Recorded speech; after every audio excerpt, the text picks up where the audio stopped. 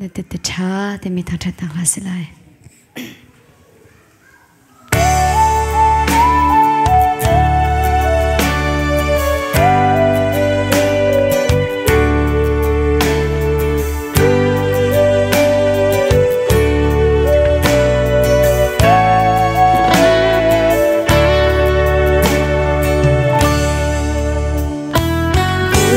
Nang kan dụng mi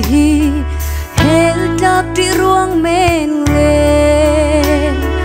van kai ka du tuk ruang asilo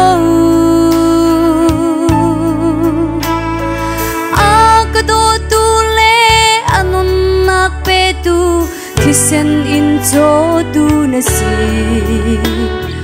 chu cha kan then siang lo i na sin long ka du kanun nak dilak le ka sining dilak chu nang cha kan pe ki na sun par nak ping cha nan op ka klak na mo chim arezia ka chiam lo zong a ni fa kanun sia in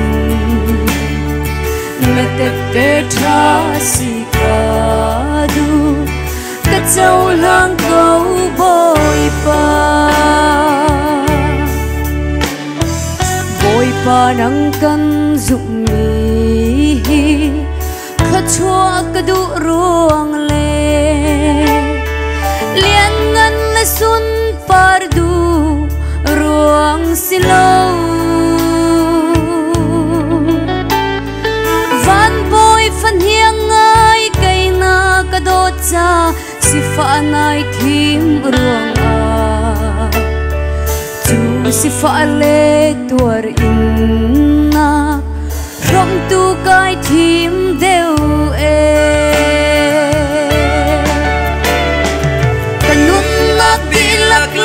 ka sining dilak chu nang cha kan pe ki na sun par nak ding cha man ok ka tlak nga mo a chim arezia ka thiam lo zong a ni fa kanun zia in mete te cha si ka du ka chau lang ko boy pa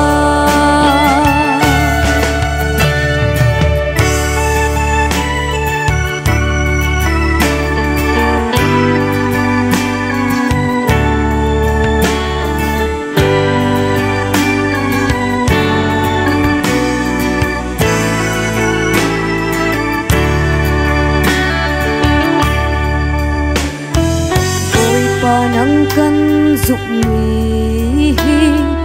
min than ka du ruang le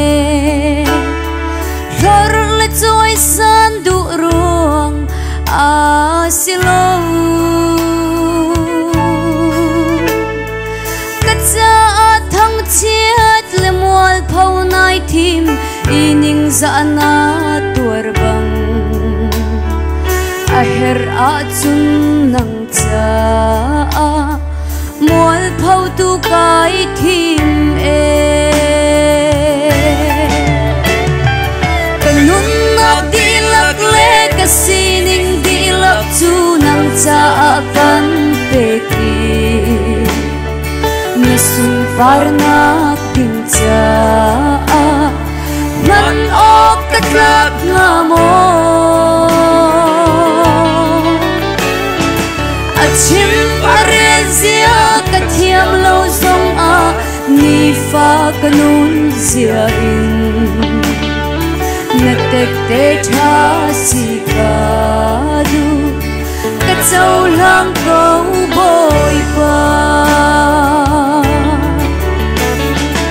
a chim arezia ka thiam lo zong a ni fa kanun zia in na nagtete cha sigado Katsaw lang kau boy pa